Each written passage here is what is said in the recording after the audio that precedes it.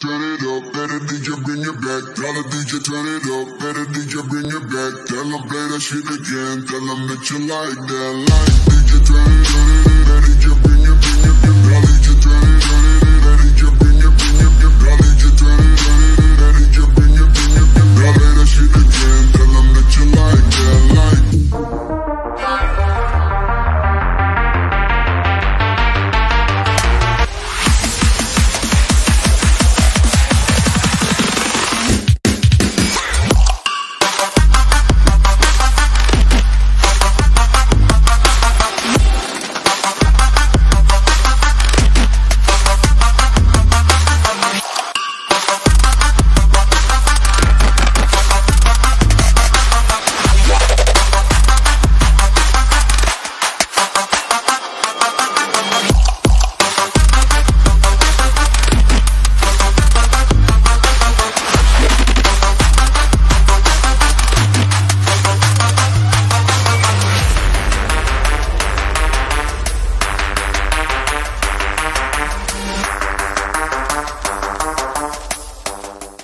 Happy Monday night, ladies and gentlemen. What is going on? We are live for another episode of Chips and Dish.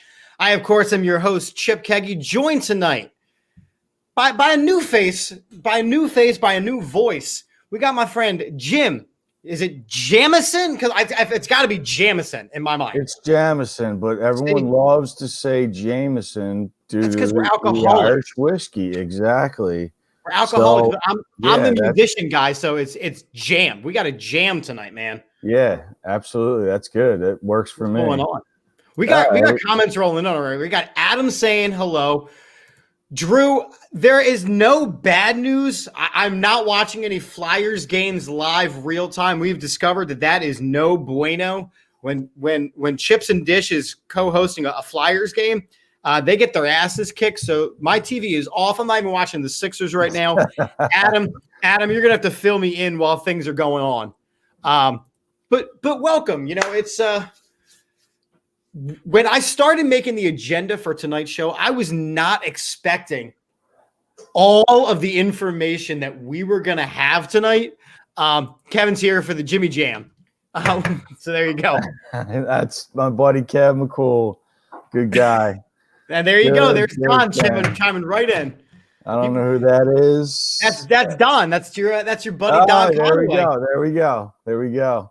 One of the greatest teammates I've ever had. And like I said to you before, great family. And his father coached me. And oh my God, just so much memories. But anyway, go ahead. Well, I'll tell you what. Since we're going down memory lane a little bit, why don't you tell us a little bit about yourself?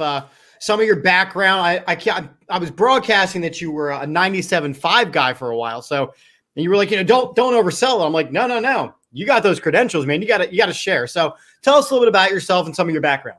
All right. So, I went to University of Florida, journalism school, came back up, got homesick, went to Temple journalism school. And then, I got into coaching at Springfield High School, Montgomery County, high school varsity baseball and football, and caught that bug. And just, I've always been obsessed with ball. I love ball. I've lost women over that, So, and I just actually, I was talking to my mom. She goes, "What are you doing tonight?" And I said, I'm on this thing with this guy named Chip, and you don't know. Just don't even ask. And she says, "Well, are you going to be shown?" And I said, like my face. She says, "Well, Jimmy, you're not cut out for that. You have a radio face." So I just, that brought my confidence down, but. It's especially great when it comes from mom. So I mean, that's so I'm just extremely happy to be here. And I'm always plugged in, and like I said, the obsession to Philly sports and sports in general. I just love ball. So, extremely honored for you to have me on. Drew's appreciative of your mother. Good Of your job, mother. Mom. Oh my God. See, it's funny that the saying is, it's only a face only a mother could love, and even your mom's like, no. That's where I Radio, was going with that. That's radio where I is was your going lane with there, that. friend. Yeah. So, and I got the winter beard going on, and I'm You old do. now. That's a solid. Yeah. We got one of the other guys on our network. His name is Phil. He's known as the Beard of Knowledge. Yeah. And one of Okay. our sponsors Okay. is this beard company. So I mean, I don't know. He trimmed his up a little bit. We may have to replace the Beard of Knowledge with an actual solid winter. No, I'm just Listen. I can. Listen. I can go toe to toe with the beard game. I just need to get cleaned up a little bit. I got the grays going, but anyway, enough about me. Speaking of getting clean things up a little bit, there's some things in Philadelphia Eagles that were a little murky going into just even last week. Absolutely. Even last Wednesday night when we had Rob Motti on, we were like, maybe there's going to be a coach, maybe there won't. And then Thursday hits, and the Philadelphia Eagles have hired the good feather himself, Nick Sirianni, is the head coach. Yes, yeah. I mentioned the good feather, and I'm gonna just quick throw it up on the screen for the peoples in the All About the Birds shop, and we got all kinds of good feather gear. We got mugs. We got it's the Italian look of it all. So go to the shop and get some of your new gear. Good play on words. Yep, love it. Thank you. But so here's my question. Going into last week, not a lot of us had heard of Nick Sirianni unless you live in Indianapolis. He's been gradually going up the coaching scale, and apparently he was just on vacation in Florida, right? And wandered into an interview off the street in his scrubs, and Jeffrey Lurie and Howie Roseman went, "This is the guy." So my question for you, my first initial question is, what are your thoughts of head coach of the Philadelphia Eagles, Nick Sirianni? To me, it was completely out of the blue. Mm-hmm. I feel like, these guys have tapped the Frank Reich tree, the coaching tree. I mean, I do feel like they've tapped that well. They've over-tapped that well.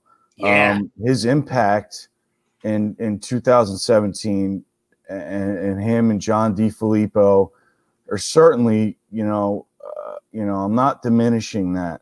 Okay. I think they've done wonders. I mean, but Frank Reich, ultimately it was Doug Peterson's offense. Frank Reich was responsible for third downs and red zones, I believe. One of the two at least. And DeFilippo coached, Wentz hard, got the best out of him. And, we'll save that for a little bit down the road in terms of, but, this kid, they see something in him. It reeks of a lot of Andy Reid 99. I am ancient, I am 41-year-old man, and I remember, 99. And this was a guy that did not call plays. He was a position coach. He came from, an unbelievable coaching tree in Mike Holmgren. Right. And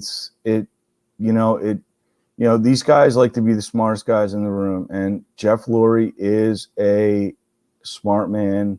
I felt his press conference with the parting of Doug was disgraceful to Eagles fans. Yeah, agreed. I mean, it really was. What bugged me the most about that, and we've covered this in detail over the last couple of weeks. One of the positives of having a weekly show and having the Wednesday night weekly show is I've really been able to get a lot of thoughts out about the whole that press conference. It was an abomination, and it was like the ramblings of a madman. Yeah, it really was. As far as I'm on the fence about a couple of things, right? And exactly right. 42 minutes of Ringling Brothers out of Lurie. I couldn't have put it better myself. The fact of the matter is that you look at a Super Bowl winning coach in Doug Peterson, and he went downhill, and he deserved to get the axe, but he didn't deserve to get the axe in that manner. Only to bring in a guy who is the protege of a protege. Right. So we got a 2-rung, if we're talking circus, we got a 2-rung down the ladder removal of the guy we already had. Now, you look at some of the things that have been said, and there's a lot of sources out there. And we had, like I said, Rob Motti on our Wednesday night show last week, and I asked him about sources. And he goes, look, if they're not willing to give their name, we don't quote them. We don't just release sources. So here are some of the things that have been said from sources about Sirianni. He's brilliant. And actually, that comes right out of Frank Reich's mouth himself. He's brilliant. So I'm cool with that. Passion. Strong character, strong leader. The one that's big for me is great teacher. See, listening to Lurie, he made it very clear that, 2017, they went for the Super Bowl. Okay, and they won it. Fantastic. During his press conference, or as Drew said, the 42-minute bathroom break of press conference of the Doug Peterson firing, he said in 18, they were so close to getting back that they just brought in a couple pieces. So there was no development of players. It was just bringing the players that can help them win now. 19, they were still close. So they brought in a couple more players, right, to try and get back there. 2020 hits with no OTAs, with not a real training camp, with Zoom meetings and not paying attention, and you saw a team that lacked fundamental skills, tackling, heads up, coverage skills, blocking skills, holding the football skills, reading the play skills, accountability skills. You missed skills. And what you saw was a team, as Drew said, that sucked, right? And Doug Peterson kind of falls on the sword for Howie Roseman. If Sirianni is the teacher that they seem to think he is, maybe that's what this team needs. Maybe that's what this team needs. And I know we are a bad organization right now, and he also, ATD saying, we keep getting kicked in the nuts. So originally, I looked at the Sirianni hiring and I went, who the F is this guy, right? Because I didn't know. So we start doing the research, right? He was a guy who was getting slowly some names. He was getting some name in the business. He's intelligent. He's energetic. He's passionate, right? But not lighting the world on fire. Not lighting the world on fire. So and then I look at the former players, right? Brian Westbrook, after they announced the hiring, just tweets out, Right. So Brian Westbrook doesn't understand it. Right. I want to play something for you, and I don't know if you've seen this. But one person that I really like is Emmanuel Acho, right? I like a lot of the stuff that he does with the, uncomfortable conversations with the black man. But he also is a former Eagles football player who played in this organization with Lurie, with Howie Roseman. And he had thoughts right away on the head coaching hire. And I want to play this. I don't know if you've seen this or not. I have, and I definitely agree with, not to tease it, but go ahead. All right, so I want everyone to pay attention to this real quick. This is Emmanuel Acho right after the hiring of Nick Sirianni. You can be unqualified and still succeed. The two are not mutually exclusive. You can be unqualified I heard it. and still succeed. And now I feel it. Let's go ahead and get that out the way. The Eagles fired Doug Peterson to hire his understudy's understudy. All right. The Eagles hired Doug Peterson to hire his OC's offensive coordinator. Somebody got to make that make sense for me, Marcellus. I'm here. I don't get this high. Actually, I do get it. I didn't want to be honest with y'all because in playing for the Eagles, I'm not allowed to tell y'all 100% of the truth. Ooh. You know what I'm saying? When you're in a locker room, I'm gonna pause that for a second, because if that is not a shot at Howie Roseman, I don't know what is. Absolutely. I mean, again, I feel like they're overtapping this Frank Reich well, and let me just be honest. Frank Reich is not a bad football coach. He's proven himself as a player and a football coach, and now as a head coach and a play caller with his own program. But let's let's pump the brakes a little bit. I mean, we're going to his OC, we're going to DC. I mean, come on. So I want to play the rest of this because then we're going to get into the OC and the DC because I do agree that we're becoming the East Coast Colts, but this is just on Sirianni a week ago. So I'm going to play the rest of this. Go ahead. Everything, but it's about time to say some things. What we know about Eagles management is this: they want to be able to control the situation. Doug Peterson is no longer the Eagles head coach, not because they struggled this year, contrary to what y'all read. He's no longer the Eagles head coach because management wanted to tell Doug Peterson who to hire and who to fire. And Doug Peterson looking at himself and, look, I've won Super Bowls. Y'all not going to tell me what to do. But you know who Eagles management can control? They can control a coach with no head coaching experience. They can control a coach with a limited resume. They can control a coach with a minimal name. I believe the Eagles just hired a puppet that management can control. Now, I'm not going to say a puppet can't succeed. I'm not going to say Nick Sirianni can't have success. I'm not going to say he won't have success. But just because you have success does not mean you were necessarily qualified for the job at the moment in which you were hired. So, having shown, let's have a conversation about this right away. I watched this last week, and I immediately bookmarked it on my Twitter because it's great. It's a great piece. It really is. It's a great take. However, I agree with Eli here. He sounded a bit too negative. And in Philadelphia, and as Eagles fans in general, we have the tendency to make snap decisions about things. So everybody right now who is upset that Deuce Staley is not the head coach of the Philadelphia Eagles is immediately picking on Nick Sirianni. Fine. Everybody who is upset that Nick Foles left is hard picking on Carson Wentz. Or now that if they're big Carson Wentz believers, they're ripping apart the things that Jalen Hurts does. We have got to give this guy a chance. You know, like we're saying up here, right? They said the same thing about Doug. They said the same thing about Andy. He's unqualified. He might be.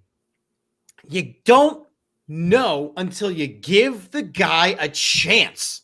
And a lot of people have eaten their words. I mean, certainly me in 99, you know, Doug, you know, Chip Kelly, you know, that was.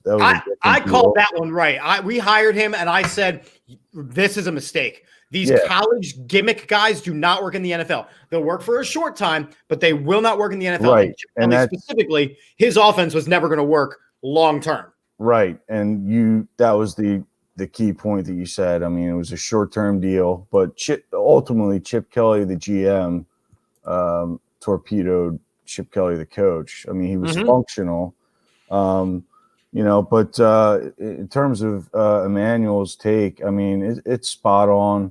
You know, look, Doug Peterson, you know, he's out of here for a lot of different reasons. You know, Nick Sirianni, we all could be eating our words. I mean, we could. I mean, we really could. This is an unproven guy. I hope that I'm eating my words. I mean, but I do have, you know, listen, I have, for the viewers and for our people, I do have, you know, some negative. Yeah.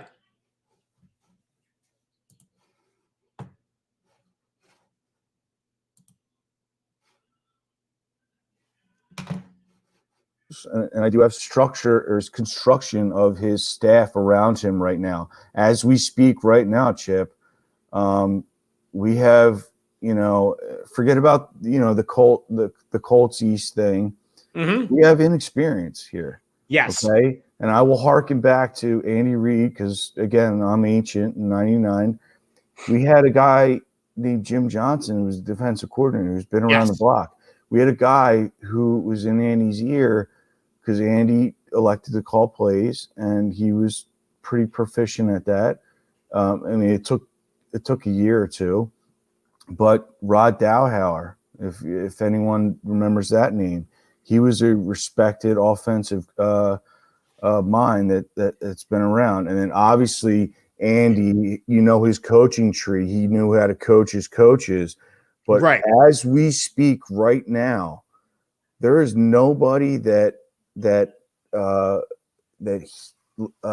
has a voice to lean on, and that troubles me. And I mean, we have to wait. I mean, I guess, but I mean, what are we doing? We have to give it a chance, right? We have to give it some kind of chance. Now, look, I agree. John Gannon as the defensive coordinator. We're talking about a guy in his 30s. He's going from the defensive backs coach of the Colts to the defensive coordinator. Shane Steichen, Chargers, quarterbacks coach. Worked very closely with Herbert. Guy in his 30s, never really had to call an offense. So, number one, the question is going to be who's calling plays? Just straight up, who is calling the offense? We don't know that right now. We don't. So, is Sirianni going to be as we've kind of said on this show, the CEO of the team, where his job is to call to the timeouts and the formations and be the game manager, or is it his job to also call the offense?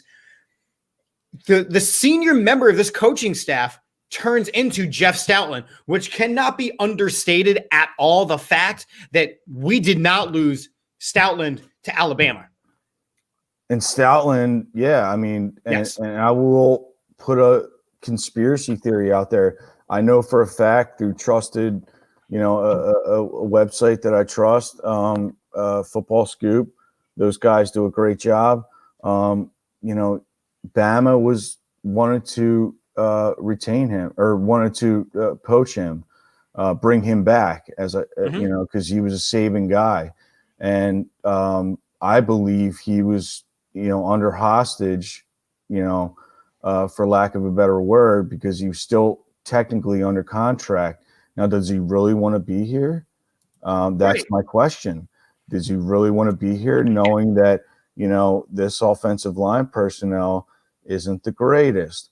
So I'm going to disagree with you on that. I think the offensive line, and by the way, I misspoke. Yes, he was the offensive coordinator last year with the Chargers. I do know that, but is he calling the plays is the same question. As far as the offensive line goes, in terms of Stoutland, or you talk Steichen. Yeah, Steichen. Okay, I was talking about Stoutland. I'm sorry. Well, no. I circled back. I think the offensive line, if healthy, and you go Mailata, Saimalu, Kelsey, Brooks, and Johnson, that's a really good offensive line. Yes, absolutely. That's a really good offensive line. It just so happens that they had 14 variations of that line, and you had backups to backups to backups playing in games by the end of the season. Can we agree that this isn't a Quentin Nelson? And the Colts have really done a great job of building from the inside out. And again, I don't mean to harken back to the Andy Reid days, but I mean, they know how to protect the quarterback. I mean, Philip Rivers is a statue, and they reduced their sacks by something like 30%, some ridiculous number, and he was able to be functional and actually be like Philip Rivers. But yes, but the potential, as our commenters and if you've said, even if Kelsey retires, Ty Silamalo, I'm butchering his name, could slide into center, and Lane, and then Brandon Brooks grades out like top guard in the league. It's just ridiculous. So, there's something to work with there, and but I did. Alabama, Saban obviously has a history with Stoutland. Stoutland stayed. Am I wondering if he's being held hostage because, he technically was under contract? But again, he's here. He's with them. He's got to coach them up. And, but bottom line, they need to get better personnel on the offensive line along with many other areas. Right. And I agree, and ATD, he's saying, we had the 19th best offensive line last year. Yes, we could take that in, but you also are talking about an offensive line that had to play Jamone Brown for games. They had to play Matt Pryor for games. They had to play Brent Toth. From Army, I think. Yeah, he was like an undersized guy. So you have to. I'm sorry. You say the 19th best offensive line, but you're also talking about an offensive line that had a 38-year-old Jason Peters, not a 28-year-old or a 30-year-old Jason Peters. You're talking about the scrap heap of offensive lines. If you are just looking at what the front five was supposed to be, and we can even throw in Dillard, right? And I want to bring up Eli's comment here. He says, how do you guys feel about Andre Dillard can be a starter? I personally do not. I do not think Andre Dillard could be a starter. I think there's some mental things cycling back to the Sean Andrews days. I think that there is you want to talk about, there you go. I got you. You're talking about an undersized tackle. If you just compare straight up body size to, Lane Johnson, Pryor, Mailata, Dillard. There's a size discrepancy there. So I do not think that Dillard can be a starter in this league. Now, I think he's better than all of the backups that we had, but I don't want a first-round pick to be a backup. Right. Absolutely. I do want Kelsey. I hope that he's back. I think that with a new coach and just the kind of person that Kelsey is, I don't see him retiring. I see him helping the team transition.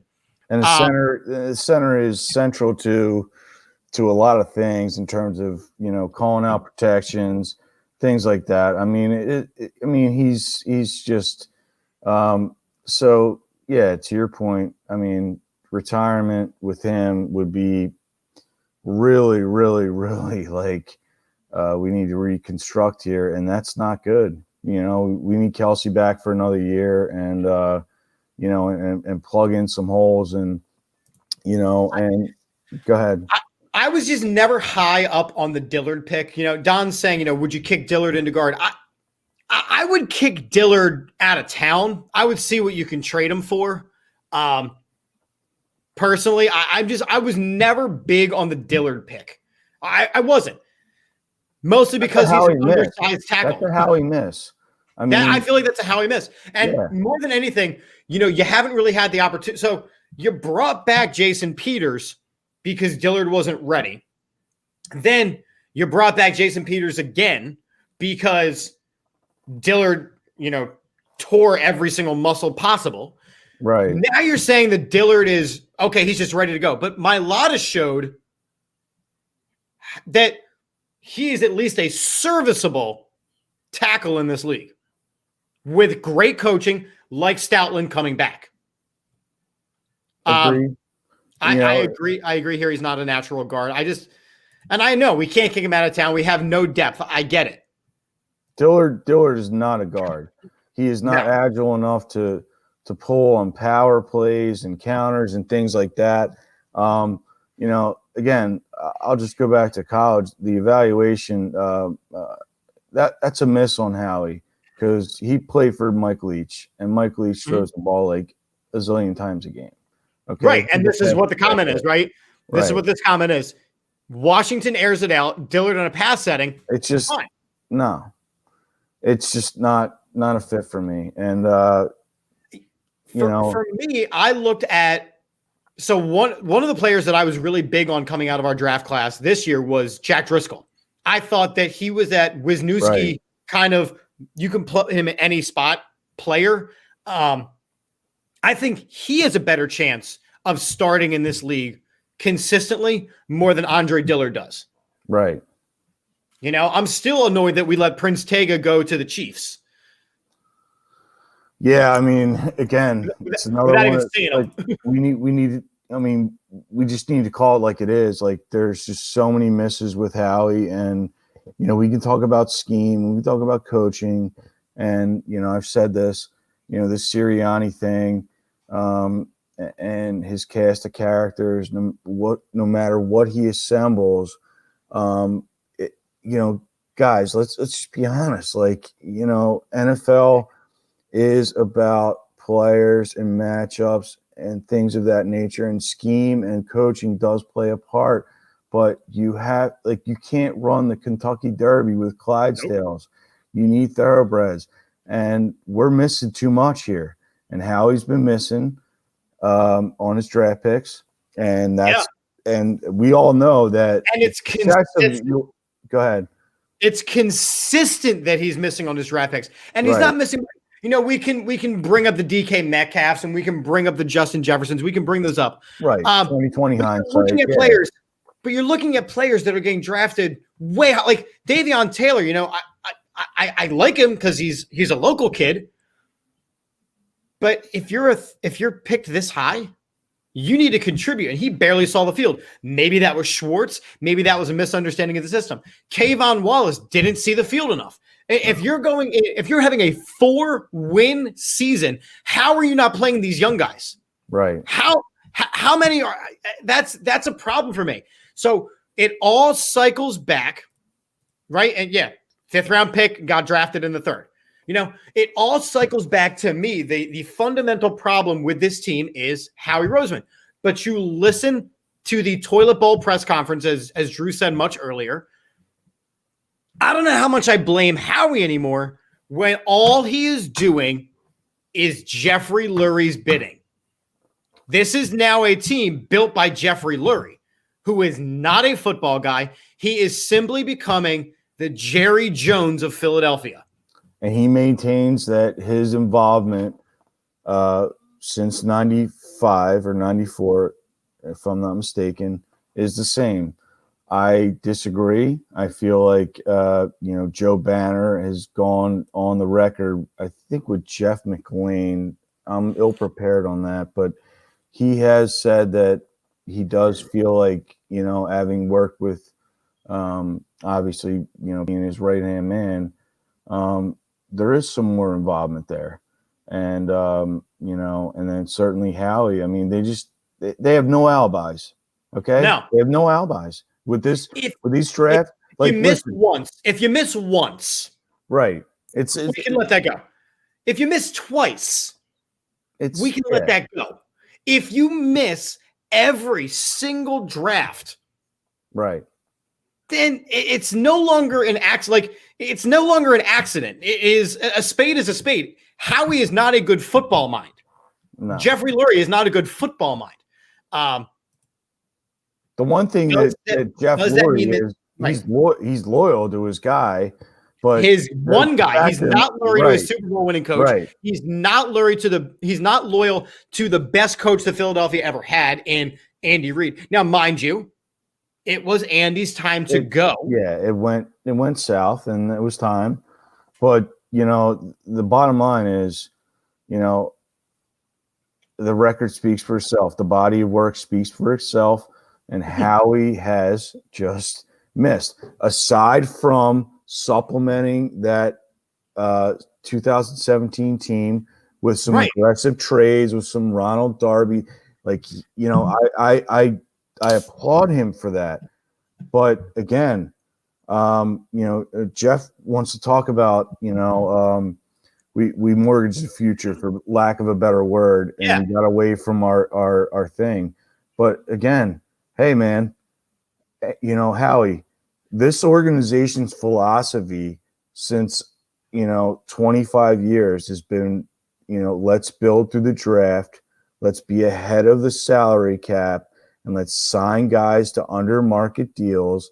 Mm-hmm. And, and again, I will harken back to the Andy Reid days. He had proven coaches around him, and he had Tom Modrak as a GM early on, and he had Joe Banner, and those guys, they drafted and they didn't miss. We're talking about Damon Moore's type guys, safeties, Michael Lewis, and they supplemented with, a Blaine Bishop, and they fill in with a Levon Kirkland when they lost. With veteran minimum type deals. You don't look, I'm a humongous Darius Slay fan. I think he is a fantastic football player. I think where this organization is right now, you're doing him a disservice to have him on this roster. Because this team is in a rebuild. You're wasting the prime of Darius Slay's career. Absolutely. I feel like Carson Wentz now needs a rebuild, but if he was the same Carson Wentz from 2 years ago, we wouldn't be in a rebuild. A player like Miles Sanders, you don't need these players who are in the prime of their career. And, Miles Sanders is still young and he's got things to learn, but now you need a coach that can teach them. So Dallas Goedert's another one, right? This team. So I'm sorry. Yeah. Dallas Goedert is another one. He is now reaching a peak where he's either going to go one way or go another. This team doesn't need a complete rebuild. This team does, though, have a significant amount of weaknesses. And I covered this last week when I went position by position, the question marks. There is a question mark at every single position on this team. Quarterback, we don't even need to get into that because we know there's questions all over the place. Running back, can Miles Sanders hold on to the ball? And who's the second running back when Miles Sanders inevitably gets hurt? Wide receiver, there's nothing but questions, because we have drafted a bunch of players who needed a year or two to get used to the system, whatever the system was, and were thrown into starting roles. Plus Alshon Jeffrey, plus Deshaun Jackson.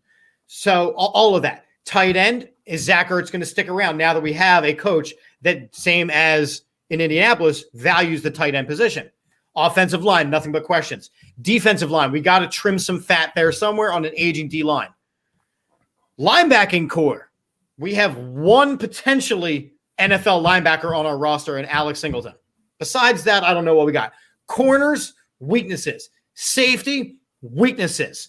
Special teams, Jake Elliott is a weakness. So there is weaknesses all over the place. Drew is saying it's not a complete rebuild. A2D is saying, yes, it is a rebuild. This is a bad team. And like Adam just snuck in, the medical staff needs a rebuild.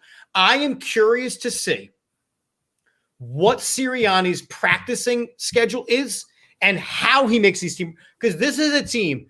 Look, Doug Peterson won a Super Bowl. Great.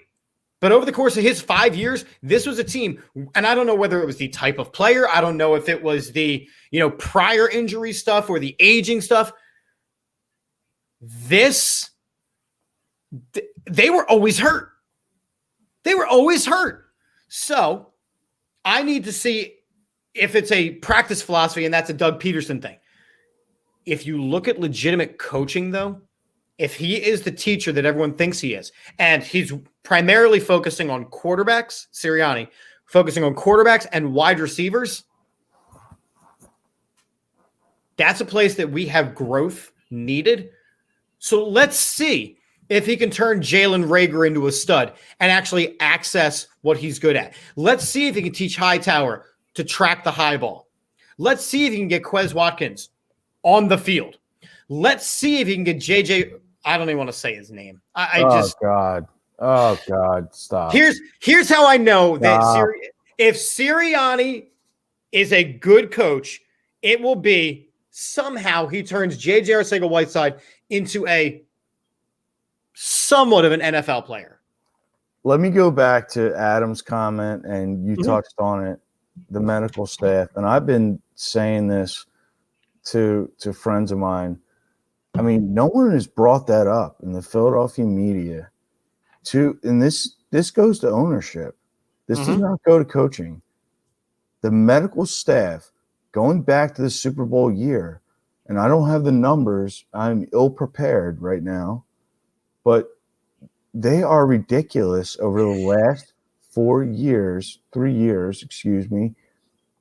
of players on IR, players getting hurt, soft tissue injuries, things of that nature. They've overcome that. Certainly 17 was just, amazing. But are you kidding me? There's something that needs to be overhauled with that. And I know they keep replacing the medical staff. They've replaced the medical staff 2 or 3 times in the last couple of years. But, A2D is saying Josh Hinks is the strength and conditioning coach. And he's been the strength and conditioning coach since 2013. He's not doing a good job. So if this is the issue, this guy's got to go. I totally agree with you. Again, the body of work speaks for itself. And, again, I'm ill-prepared to compare the Eagles soft tissue injuries and the season-ending injuries compared to the rest of the the National Football League. But come on, everyone injuries sees happen. It for what everyone sees it for what it is. But we are the first team, right? We're the first team in NFL history who had to roll out 14 variations of an offensive line. Right. That has never happened in NFL history before. Right. And the rules, the NFLPA rules, have been severely lightened. Where, like, you know, a guy like Andy Reid, like he's notorious for running like, you know, crazy practices, like in terms of, you know, hard. So, like, everyone's on a level playing field. So to me, it goes to the training staff, and you know, that hasn't been looked at, and the Philadelphia media hasn't addressed that with Jeff Lurie and, you know, Howie and those guys. And, you know, I put it on them because, you know, a change needs to be made there. I mean, it's just I agree. It's too glaring. It's too glaring. I mean, so again, look, it all ties back to, for me, this Sirianni hire. Look, I don't know what it's going to be. I have to give the guy a chance, a fair, legitimate chance. But he's in Philadelphia. I want to hear his press conference. You know, I'm very upset he hasn't talked yet. I'm very upset that it was waiting until yesterday to finally announce it. But at least now we have an offensive. We have a head coach, an offensive coordinator, a defensive coordinator. We know that Press Taylor is gone. Thank God. We know Stoutland is staying. We know some of these other things. The one thing that I do want to spend some time, and I know Adam or Eli mentioned it earlier, is we got to talk Deuce for a couple minutes here. We got to talk Deuce Staley for a couple minutes here. Deuce Staley did not get the head coaching job of the Philadelphia Eagles after interviewing again. He did not get the offensive coordinator job. We do not know if he was offered it at all.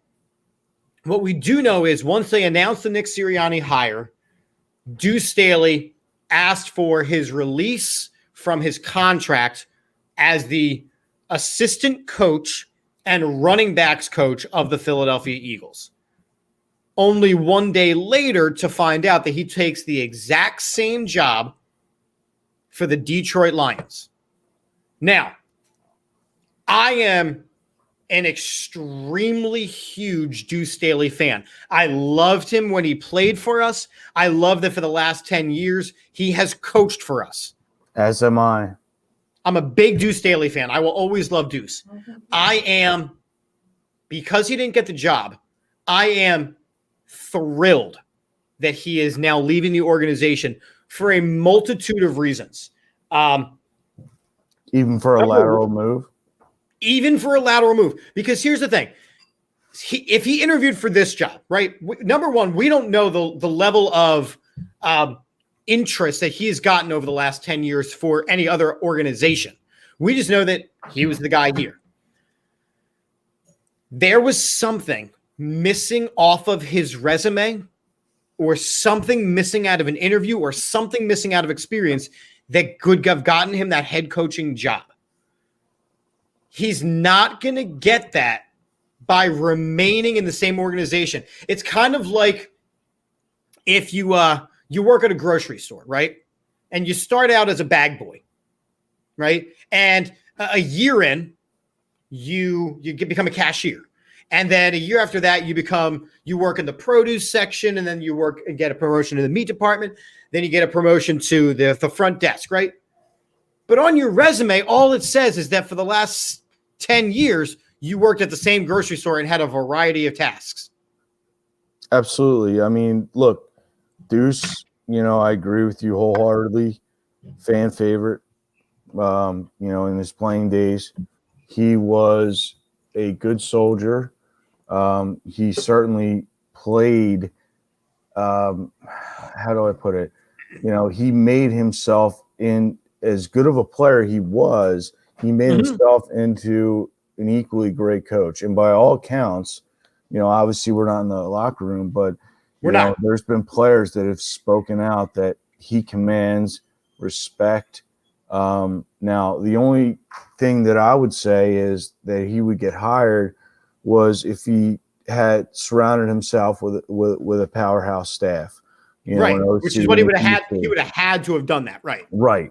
And listen, obviously the writing's on the wall, and it's just telling that he left for another a lateral move. Mm-hmm. And the only intel that I have is that he interviewed for the offensive coordinator job last year, mm-hmm. which was basically a farce because it's Doug's offense. You're a clipboard holder, right? Yeah, you held a clipboard. It's Doug's offense. He has never, been asked to interview any of the other 31 organizations to be a play caller, and that does not diminish Deuce. I mean, because he's worked under a lot of people. He's steeped in the West Coast offense. He got some Chip Kelly exposure in terms of spread and things like that. So he has every right to leave and feel disrespected. I mean, but this point that Adam makes is really good too, right? So Deuce Staley was the running back coach of the Philadelphia Eagles on a team. I so agree with this. Yeah, I'm sorry, Adam. This is such a great point, right? He was the running back coach for the Philadelphia Eagles, which is a team that didn't run the ball enough, much like an Andy Reid type run offense, right? So we're looking for a 60-40 split. You're talking more of an 80-20 split, right? Big time. Doug Peterson didn't run the ball enough, so Deuce was the running back rotation guy on a team that didn't run the ball enough. Right. And I will say that, part of the reason that Doug Peterson is not the Philadelphia Eagles head coach, and I will just,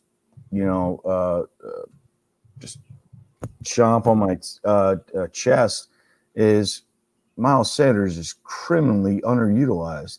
Criminally. I will say that, and I don't mean to offend, but he is like poor man's Brian Westbrook. He is your best weapon.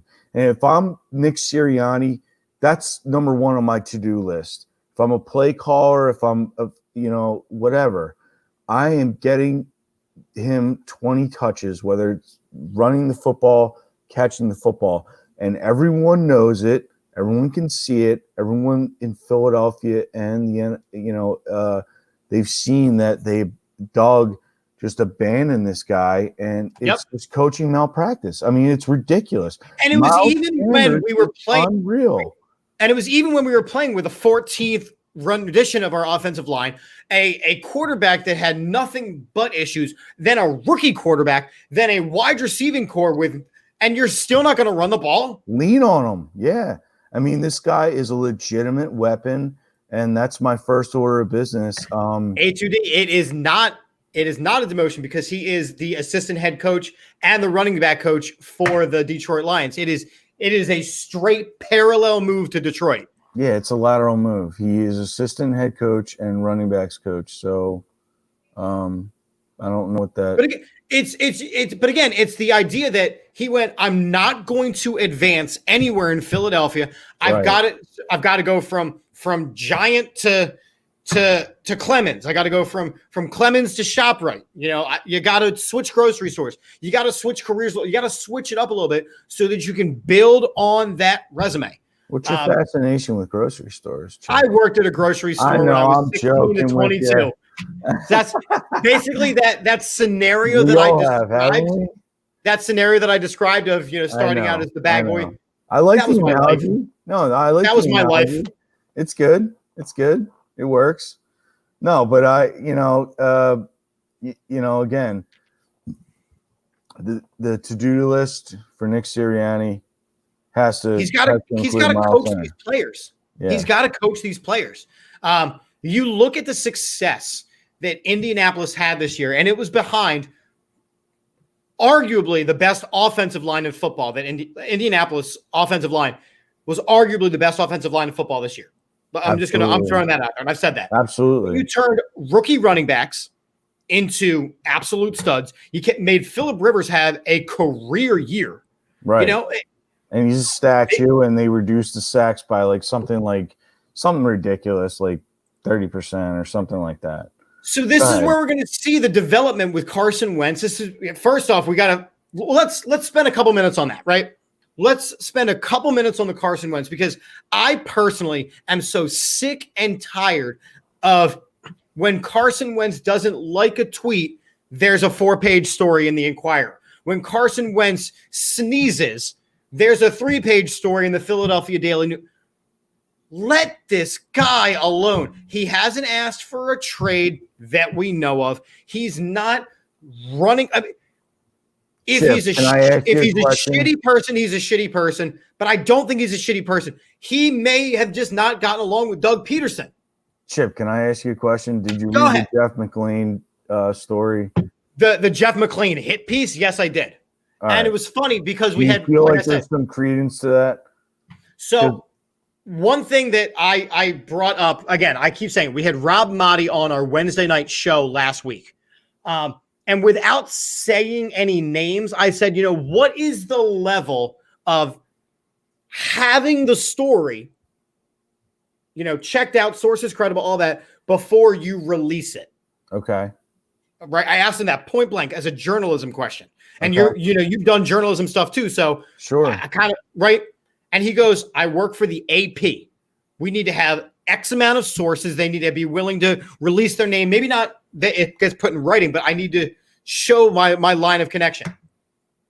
The Jeff McLean story was a hit piece. Okay. You can find anybody to say anything, right? So because he didn't name his sources, we don't know if it was we don't know if Jamone Brown was one of the sources, a disgruntled former Eagle. Right. Because you look at the caliber of person that stood up for Carson Wentz, your Kelce's, your Ertz's, your Fletcher Cox, your Brandon Graham's, the caliber of player that stood up for him says more to me than anything Jeff McLean put into writing. Okay. Well taken. I mean, that's my thing. Right.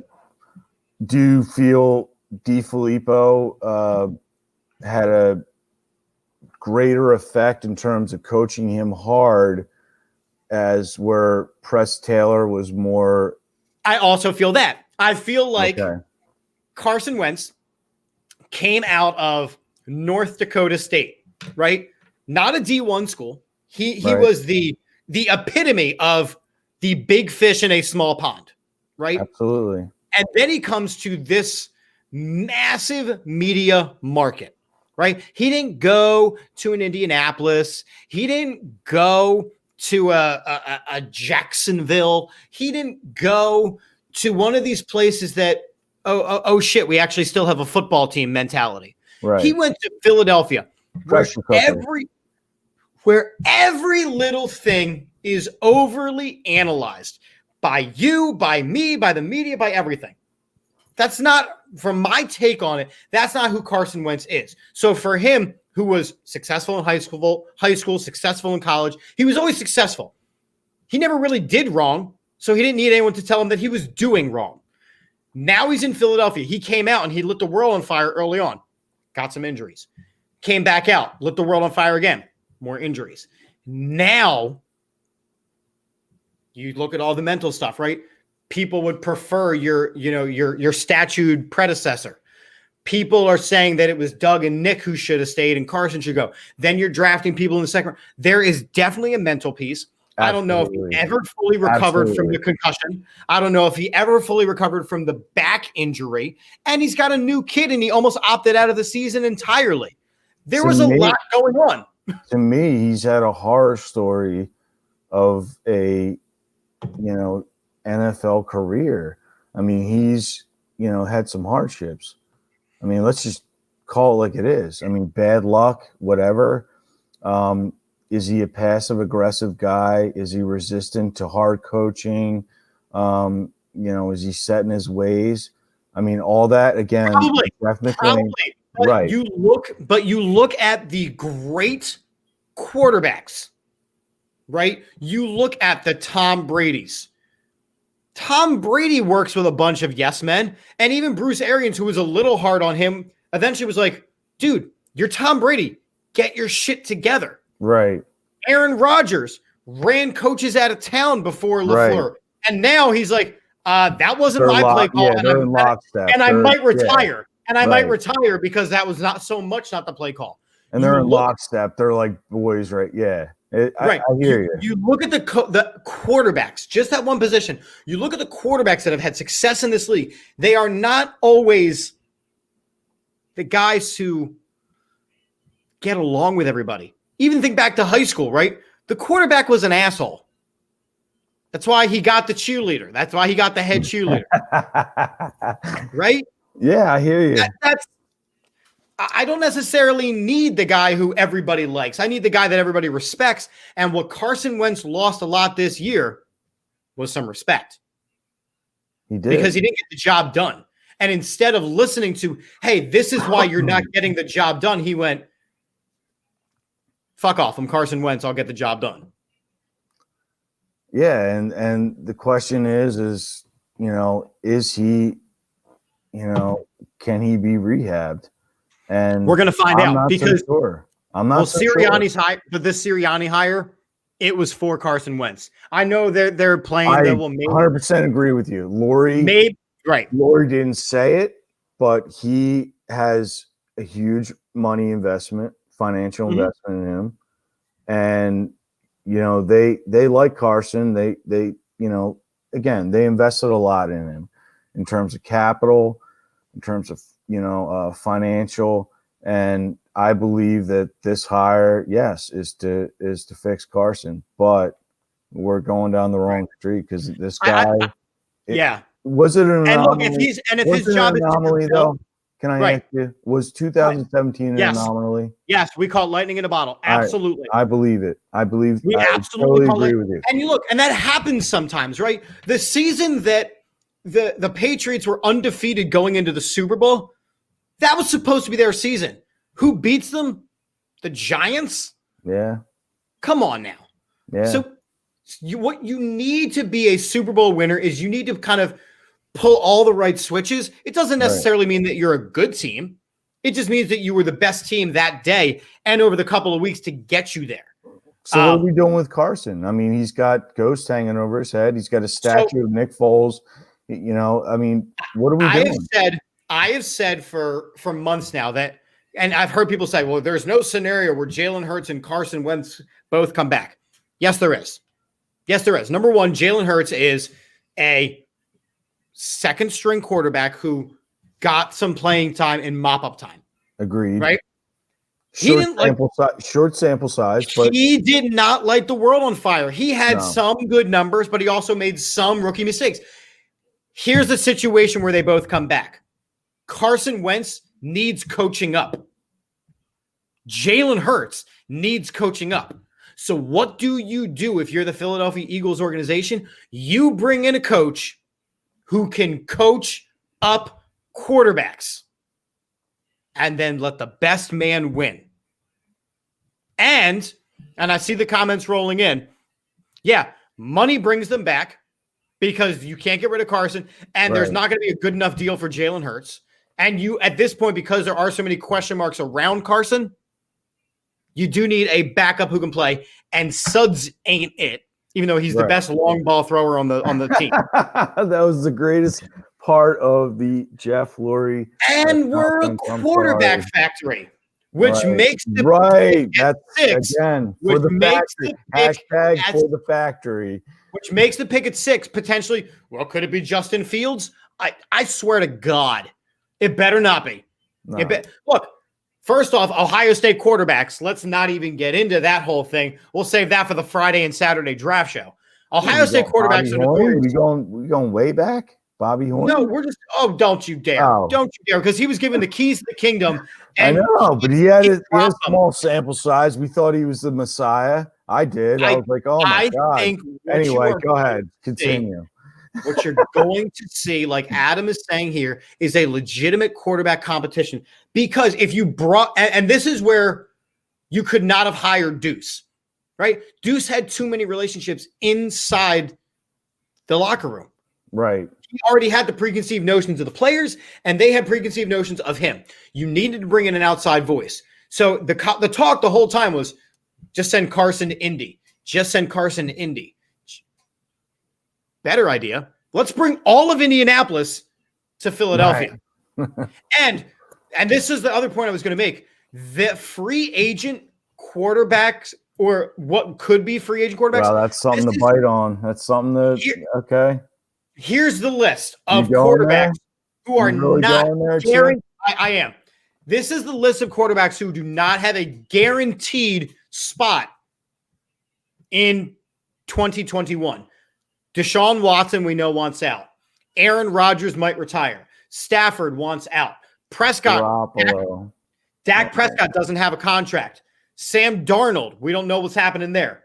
Jared Goff, Garoppolo, Cam Newton, Bridgewater, Trubisky, Jameis Winston, Ryan Fitzpatrick, Alex Smith, Big Ben. These are all players who are in question of whether or not they will be in the same position they were when 2020 started. So it's not unforeseen that neither of these guys is the quarterback. However, Carson Wentz will be the starting quarterback for week 1 for the Philadelphia Eagles. Agreed. Book it. And Agreed. You know what? He should be. Give him a coach that is going to, again, we don't know anything about Nick Sirianni. We know that he is a teacher. His focus and priority has been quarterbacks and wide receivers. That's what Carson Wentz is a quarterback.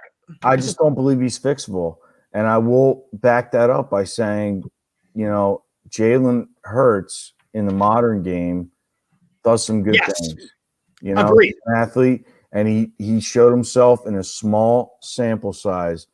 He acquitted himself in a small sample size.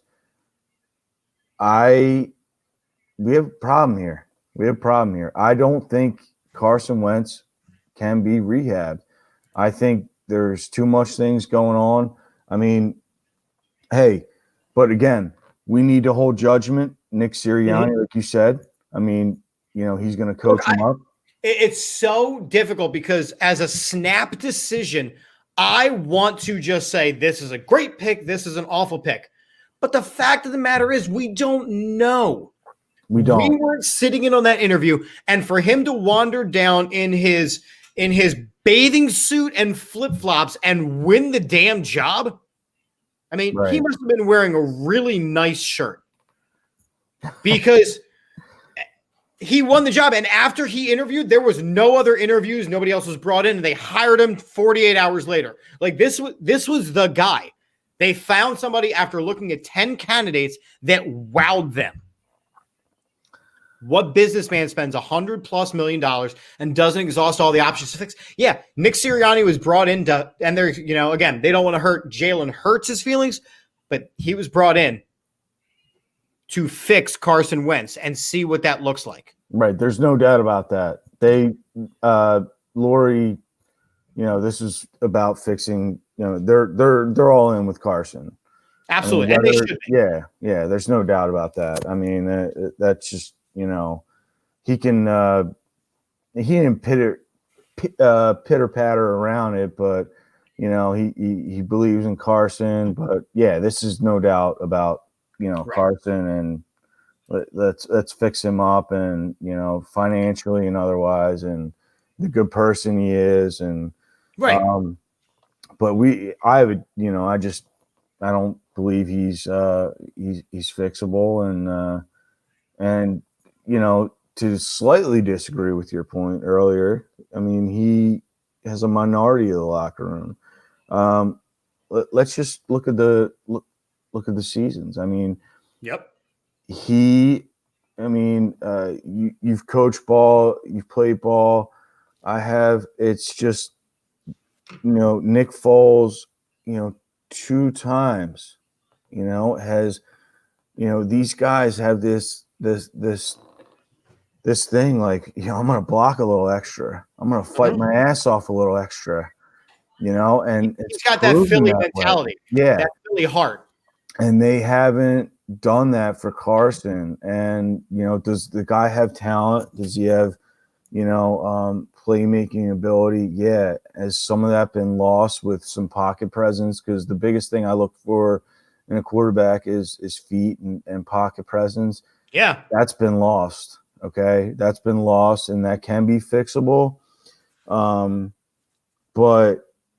certainly, I feel like there's, again, obviously we're not in there, but the minority of the locker room, he's got to allow. I'm looking at the comments A2D's putting him. I do believe he can be fixed. His mistakes can be fixed. Will it is the question. Will he allow a coach to come in and say, look, you're doing this and this wrong? Now, apparently, one of the big positives of Sirianni is he is a positive guy. So he's not going to say, you're doing X, Y, and Z wrong. He's going to say, you're doing A, B, and C right. Let's build on that. And that just might be the kind of guy that Carson needs to listen to. Instead of saying, again, as a teacher, I don't go, to student B, you suck, you're terrible, this is awful. Positive reinforcement. I go, okay, this wasn't great, but this was really good. So why don't we see if we can build this? Why don't we see if we can pique this interest in that might be the kind of guy that Carson needs. And the other thing is, to the Colts formula, and to what, again, I keep going back to Andy Reid early, they built from the inside out. Like, let's protect this guy. This is my guy, my financially and emotionally and everything. If this is my guy, let's protect this guy. Okay. Let's utilize a weapon again, not to, because Brian Westbrook is just Brian Westbrook. Absolutely. But this is, you got Miles Sanders here. Let's protect him. Let's run the ball. Let's get him in the screen game. If you don't have an offensive line, game, right? If you don't have an offensive line, it doesn't matter how brilliant the plays you call are. I coach middle school football. When I have a terrible offensive line, we don't get to call the plays we want because the quarterback gets hit, the running back gets hit. Oh, it's a mess. We were the 19th offensive line this year because we used 15 of them. We have studs on the line when they're healthy. Let's see, with Stoutland coming back, with these guys coming back healthy, let's see what they can do. But this word is accountability. I love that word. There's got to be accountability. If you mess up, own it, move on from it. Yeah. Learn from it, move on from it. And this is big. What works for Carson? Running the ball to build a running game, rolling him out, quick release offense. These are all things that we've seen work with Carson. And Doug was asked over and over again, why don't you roll out Carson? Why don't you roll out Carson? Why? Never had an answer. Yeah, but I would say it's coaching malpractice with Miles Sanders. Why are we abandoning him? I mean, there's stats that, again, I'm not prepared right now, but in some of these games, I mean, the first half, and then just completely abandoned in the second half when the game is still in reach. It's not like the game is out of reach. It's not like you throw your way back. Yep. Right. So, I mean, look, and I believe it. Look, the way the game is going is, number one is, quarterbacks are pushing the football down the field vertically. All right. A lot of the other things is off the play action game, off the run game. But you have to establish the run. Establish the run. Right. Let's make it good for him. Right. Let's make it easy for him. I mean, he's turning his back to the defense, but I mean, you see, guys like Aaron Rodgers who, in Mike McCarthy's offense early on, he was in the gun and he was under center, but they weren't doing a lot of that. But, Matt LaFleur's got him doing that. And, he had 48, touchdowns and 5 interceptions, and he's playing out of his mind. And, you got Ryan Tannehill and you got things like that. So let's, Tannehill is the exception, right? Because Tannehill's got a Derrick Henry who the expectation is that he's going to run the ball 30 times a game. Right. All Tannehill's got to do is manage the game. Whereas Right. you look at the teams yesterday, and this is how we're going to nicely segue into the recap of the NFC and AFC championships. Nice. I didn't see what we did there. You're looking at teams who the Packers throw the ball a ton. The Bucks throw the ball a ton because they have Tom Brady and they have stud wide receivers. The Bills, I don't even know if they have a running back because they throw the ball a ton. Right. And the Chiefs just do whatever the hell they want because they throw the ball a ton. So we know that this is a passing league. Now, do all of those teams have a running threat? Absolutely. Do they protect the quarterback? Absolutely. These are things that the Eagles don't have right now. So let's shift it a little bit. I want to spend a couple minutes on this and then talk basketball for a couple minutes after that, and then we'll wrap it. You know, we're pushing an hour 10 already. I told you time would fly. Well, I mean, I got a good host there, you know. Well, we talk about stuff, and I'll tell you what. Known each other like 17 minutes, like message each other, like, you know, a couple times last night, and then the chemistry is just like we're Madden Summerall over here. So I'll tell you what, it helps that the comments that are coming in are guiding this. This is great. yeah. So NFC Championship, AFC Championship. I went on record last week saying that there was no way that the Buccaneers make the Super Bowl. And then I forgot about Tom fucking Brady. Jesus. But more importantly, that Buccaneers defense. Holy crap. Devin White and company, yes. Todd Bowles is a monster coach. Yeah. Because he was missing Winfield. He was missing key contributors defense. And they made Aaron Rodgers look worse than they did his whole entire season. Yes. That Todd Bowles is, you know, he's a Bruce Arians guy, played for him at Temple, you know, and he's so respected on that front. I mean, obviously you got a bad, you know, deal at, you know, with New York Jets, which, you know, it's the Jets organization. It's the goddamn Jets. Yeah. So, I mean, what they did yesterday was unbelievable, but let's just call it like it is. Like Tom Brady taking the Buccaneers to the Super Bowl. I mean, let's not get into Belichick, who was more responsible for the dynasty. But I mean, are you kidding me? Like this guy is taking them to the Super Bowl.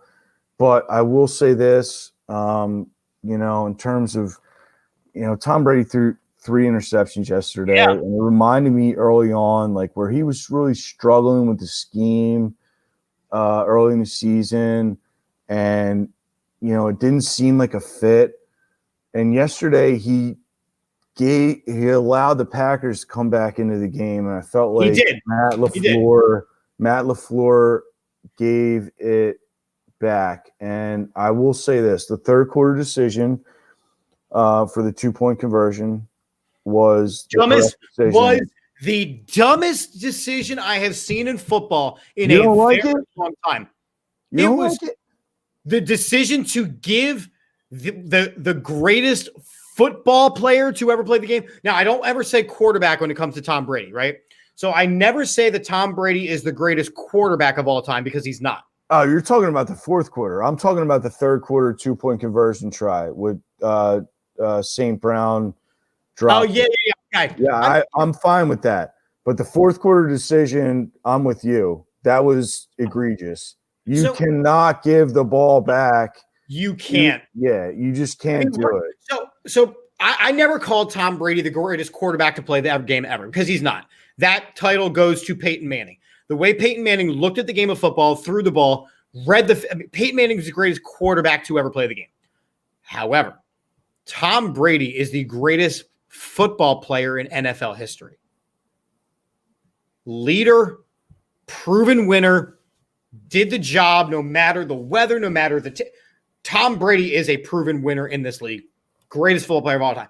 How do you give him the ball back in that situation? knowing that he is Yes. going to win this game. Yes. I mean, that to me was the decision. I mean, everyone wants to talk about the third quarter, again, the 2-point conversion that St. Brown dropped, but, they were chasing points. But, yeah, that's my thing on it. And, again, when Tom Brady throws 3 interceptions, and you have Aaron Rodgers on the other side, you have so that's all Matt LaFleur. That's coaching malpractice. And then I haven't even brought up a local. Right. Well, that's the kind of decision though. Well, that's the kind of decision though that gets coaches fired. Absolutely. Right? That's the severity of that. Can we talk about the end of the first half with local Central Bucks? I mean, you're a Wissahickon guy, right? I am. I know who you're talking about though. Yeah. Mike Pettin. I mean, he's a DC for the Packers, and he went in some sort of man or cover one and single high safety. That's Miller, what HUD is saying. Scotty Miller, and that's just easy pickings, and that's just coaching malpractice. And geez, you're talking about a Green Bay team, right? And everyone always talks about Aaron Rodgers, and I think Aaron Rodgers is a very, very good quarterback, right? However, that was a team that was just, they thought, like I did, that there was no way the Bucs beat them. Right. It's one thing if I say that I'm sitting hundreds and hundreds of miles away and I'm not on the field. But if the Packers were already booking their tickets to Tampa, that's what showed on that field. Yes. Right? Because Tom Brady and the defense won that game. They outcoached the Packers. They outperformed the Packers, and they whooped up on the Packers. The game was not as close as the final score showed. No. And Tom Brady, I mean, he basically, I saw a tweet and someone said, Tom Brady basically was a dude who went, I'm going to pick a team and take them to the Super Bowl. Can I just talk about how you keep taking off your hat? Like, you got a great head of hair. I do. So that's why I had this on. So I'm in need of a cut. I'm in need of a cut. It's very thick. No, you're good, man. Oh my God. Admiration. All right. I know. And it's funny that Don's comment is up. You know what I'm saying? Yeah, I'm bald. So I'm just, sorry about that. Sorry for No, it's good. And again, A2D, one of these days, man, I'm going to bring you onto the show because we think a lot alike. I think we'd have a good conversation. But again, they built their team from the D-line and the O-line out. Yeah. People didn't touch Tom Brady a whole lot, but Aaron Rodgers got his ass kicked. The AFC Championship game was not as close. No. The AFC, again, some bad coaching. We know that was there. But you saw one team that was championship caliber and one team that's right on the cusp of it. Yep. Absolutely. The Bills are almost there. But they showed very clearly that they're not. And that's a LaSalle High School grad, I believe, Sean McDermott. He really had them cooking this year. And, I mean, Kansas City's really good. And, they are. They are my, from all the way back, and I can pull up the article. Right. I had them picked to repeat. Right. I just didn't see a way that a team could beat them with the weapons that they had. And then they add a Le'Veon Bell, who didn't even play yesterday. That's it. The Bills need pass rushers. They need an established running back. You don't think Singletary does it for you? I think you need a running back with a name so that it's actually a credible threat on the play action. Yeah. You don't want your leading running back to be Josh Allen. I was like, I'll just be honest with you. Full disclosure, I was not a Josh Allen guy coming at. He amazed me this year. Amazed me what they got out of him. Why? Because they coached him up. Coached him up. I agree. So let me ask you, my friend. Super Bowl. I mean, way too early, but way too early Super Bowl predictions because we don't know injuries and all that stuff. I have nothing. Like I sentimentally, like I just, but I haven't looked at it scheme wise and all that. But go ahead. So I said early on that I didn't see a way that Kansas City loses another Super Bowl. I now see the way. Wow. With Eric Fisher not playing in the Super Bowl because of a torn Achilles. Very, very good point. Very good point. That is a huge loss. Going against the defense that Tampa Bay has in the stadium. And all those guys, they rushed it. Yeah. Stadium that Tampa Bay plays in with the weapons that Tom Brady has. AB's coming back. AB will be playing. LaShawn McCoy will stand on the sidelines. Yeah. I think the Bucs are going to win this Super Bowl. That's my first inclination. But I mean, Andy Reid, he's able to cook up some good stuff. And he's got a bye week. So we all he does. know about that. Oh yeah. I mean, we all are accustomed to that in Philly when his bye week record. But I mean, the job that let's just talk about the job that Steve Spagnuolo has done. Oh my God, for him! I mean, amazing. I mean, just absolutely amazing. And so yeah, this is a way too early prediction, but I like where your head's at. I don't. Well, I would like the Chiefs to win. You know, you got a Wissahickon player on the team. You got Tano Capasano. Oh, really? Yeah, he went to Wissahickon in Villanova. Wow. Okay. Yep, number 92. You stumped me on that. And ready for this, A2D? I know you're going to jump all over me in the comments here. I want Kansas City to win because they still utilize what position? Fullback. Yeah. I love me a fullback. Love me a fullback. Is Anthony Sherman still the fullback or? Yeah. That's good. Yes, fullback. I love me a fullback. Yeah, and we know Kelsey and all that stuff. I think it's going to be a very high-scoring game, even with how good the Bucs defense is. I think the Bucs are going to win. Did the Eagles whiff on Bieniemy? I think the whole NFL's whiffing on him. They're not even giving him a chance. Yeah.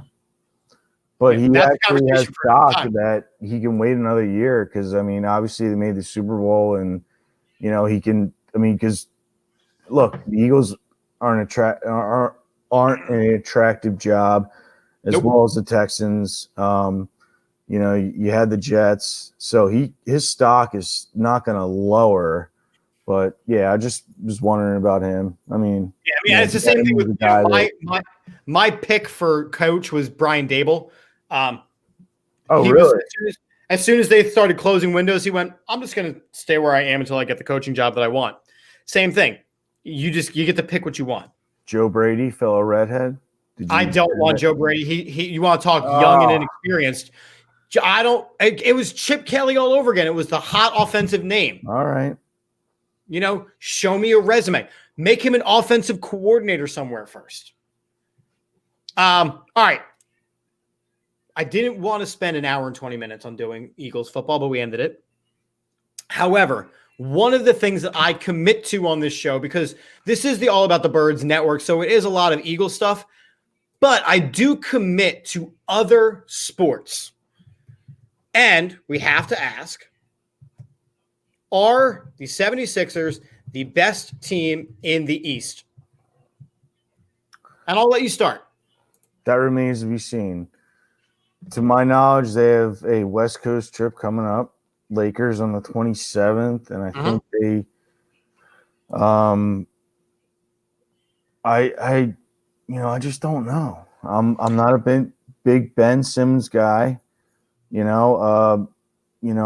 Listen, I'm not a basketball expert by any means, but I'm picking brains of guys, and they're playing Shake Milton like in the half court sets at point guard, and he's able to, do a better job in the pick and roll game than Ben. I mean, Doc is all about defense, and it turns into offense. And then when you have Ben screaming down the floor, that's great. But, you know. So for me, I'm a very big 76ers fan. And Adam, I appreciate you keeping me updated on the score. Like I said, I'm not watching games anymore during shows because of what happened with the Flyers last week. Yikes. There are two types of team for the 76ers. There is the with Joel Embiid, like you've seen over the past couple of games, and then there is the without Joel Embiid, like you see tonight. Joel Embiid is not playing tonight. They are losing. Joel Embiid was the Eastern Conference Player of the Week. They won a ton, and they won big. When Joel Embiid is playing at an MVP level. He is the best center in basketball right now. There is no question. Nobody can stop him except his own injuries. When he is not playing, it is a different team. Dwight Howard is not Joel Embiid. He doesn't command the same level of respect. So then you take the triple-double machine that is Ben Simmons and you make him have to do more, and he's not that player right now. See, Doc Rivers gave an interview basically talking about the kind of player that he saw Ben Simmons to be. And he sees Ben Simmons as a Jason Kidd. ATD, man, thanks for tuning in, bud. We're wrapping up soon, but I appreciate you sticking around for the whole hour and a half, man. Doc Rivers says he sees Ben Simmons as a Jason Kidd, Scottie Pippen hybrid. But then he goes on to say Ben Simmons is not a point guard. He's a reactor. Okay, but then he's got to listen to coaching. I'm not saying he's got to shoot the three ball, but I'm saying he's got to limit his turnovers. He's got to get better at free throws. He's got to listen to coaching. And one thing that has to improve, right? The team is 9-0 when they start their five, right? They start Green, Curry, Harris, Embiid, and Simmons. 9-0, which is great. When they were missing one of those players, you saw Tyrese Maxey get a lot more time. He was averaging 29 minutes per game in his previous 7 games. The last 2 games, not including tonight, he had 19 combined minutes. You got to get Maxey on the floor. You got to get Maxey on the floor. And I agree. I mean, but Doc is loyal to some veterans, but Tyrese definitely provides more versatility. He's a point guard. Yeah. He's a point guard. Yeah. I mean, you know, and to go back to Ben Simmons and the coaching, you know, I feel he's resistant to, you know, coaching. And I will say this for our basketball community, which is, you know, Philadelphia is a hotbed. You know, it's the Mecca. You know, he has had every opportunity to make himself into a shooter. And I've always proposed for the last 3 years that there's a guy at Philadelphia University, used to be Philadelphia Textiles, Herb McGee, a coach who has like a bazillion wins, who's a shot doctor. Like, why don't you just go to him in the offseason? And why don't you make yourself into a competent shooter so they're not sagging and collapsing on Embiid? Because, I mean, and you look at the coaching staff but you look at the coaching staff they assemble, and you see Doc Rivers, who is a very successful guard in this league, and you look at Sam Cassell, who is a very successful guard in the league. They're putting players or coaches around him now that can coach the position. He just has to listen, right? He said after the last game, I'm just focusing on winning and doing what I can for this team. I don't go on Instagram. This is a quote. I don't go on Instagram. I don't go on Twitter. So I don't see what people are saying, and I don't give a fuck, honestly. Well, that's dog shit. I mean, I kind of need you to. I kind of need you to give a fuck a little bit.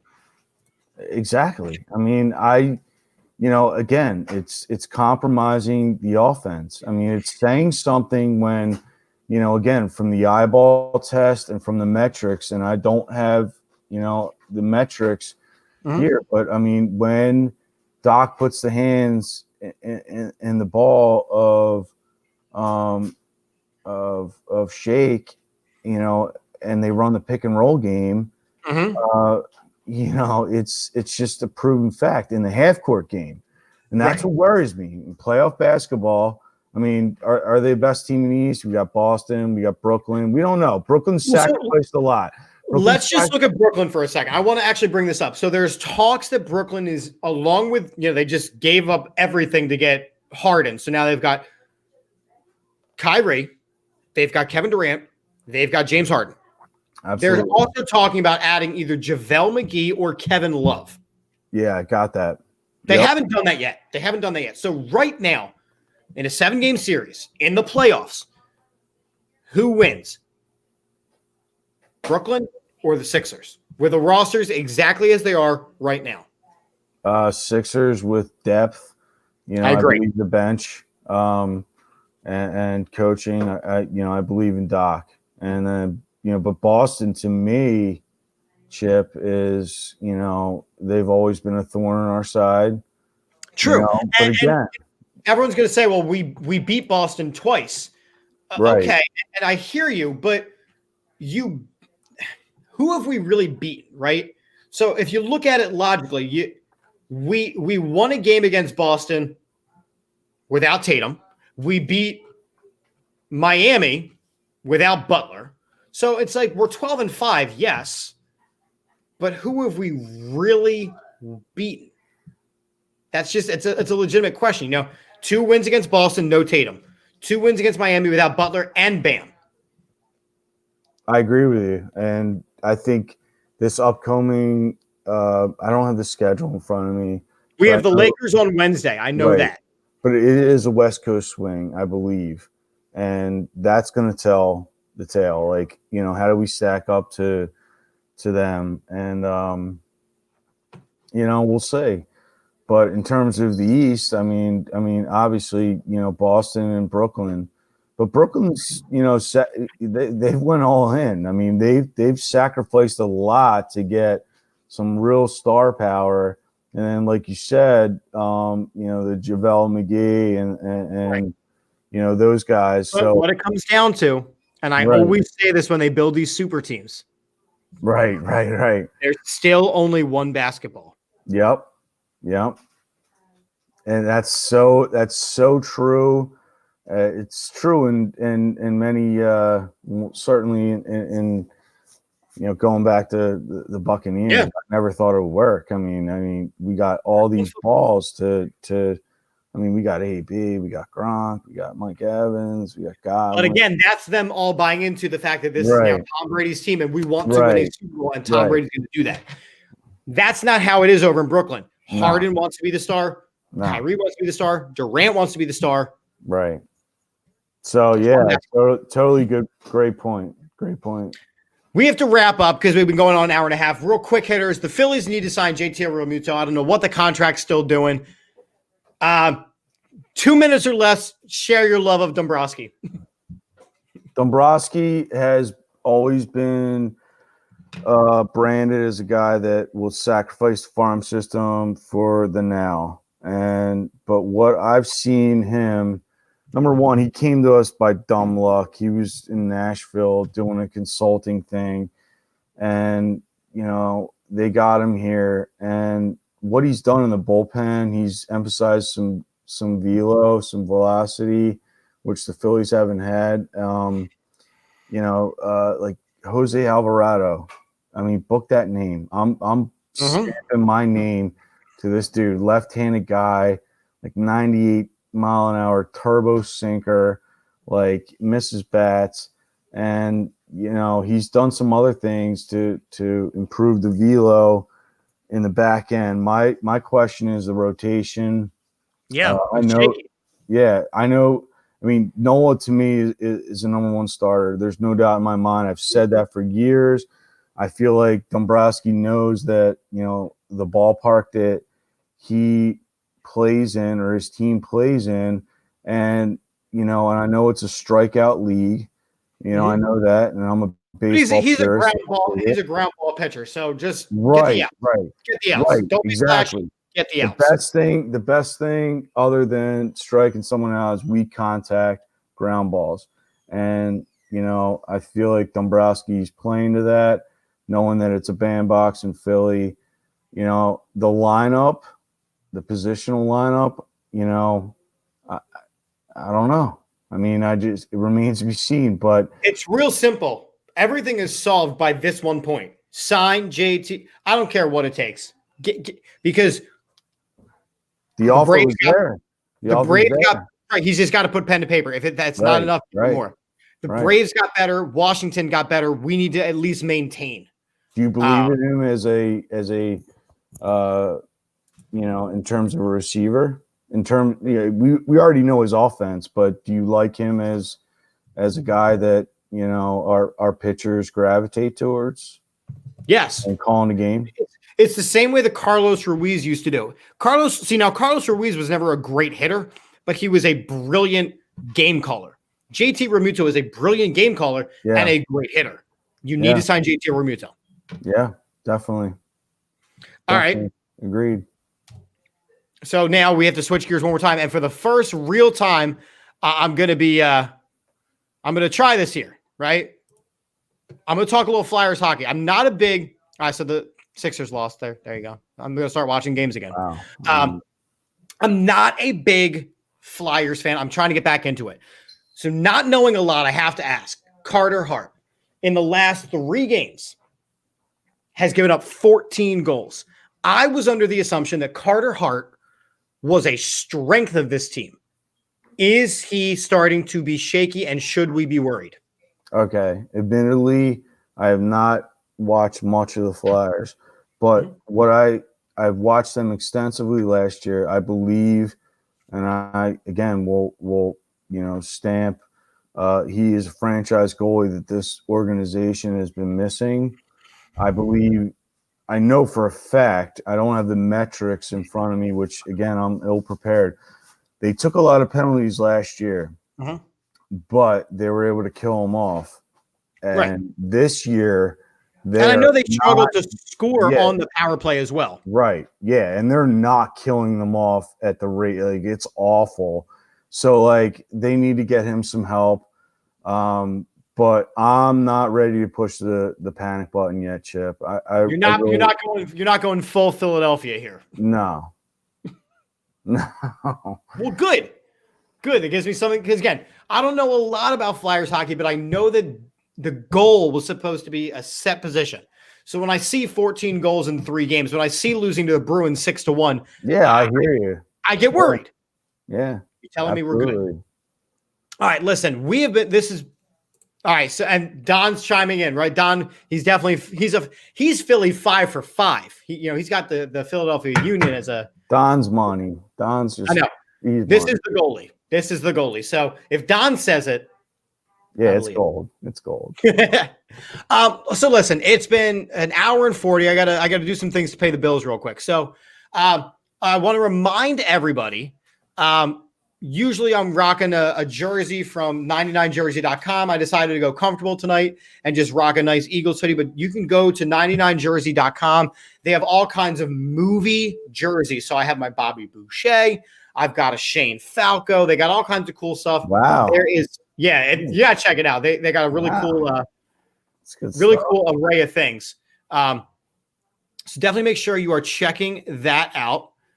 Also, I want to remind everybody that the All About the Birds shop has some new designs. So we have the new designs that you can see here, the Nobody Likes Us, We Do Care, that got started on this show. You can see the Philadelphia skyline. You can see all kinds of stuff there. We also are starting to sell the Good Feather, the Nick Sirianni Good Feather merchandise. He's not the Godfather, but he's the Good Feather. So you got to get all your new merchandise there. I want to thank Jim for coming on tonight. Man, you were a incredible guest, because I was able to talk. And we went an hour and 40 minutes, man. Oh, we've been on forever. You're great, Chip, and I appreciate you having me on. This is a good time, and maybe we could do it again. And yeah, man, it's a way to spend a Monday night. I'll tell you that. Yeah, right. Don't forget that every Wednesday night, the All About the Birds guys, me, Jeff, Johnny, and Phil, we're talking whatever shenanigans happen between my show and then. We got all kinds of other shows. I'm going to play the commercial for that. But we're going to end this show like we do every single show. We We say go Birds, because it is all about the Birds. So we say go Birds. And my corny ass sign off, I tell everybody just keep chipping away at life. I'll see you guys on Wednesday, friends. Talk to you.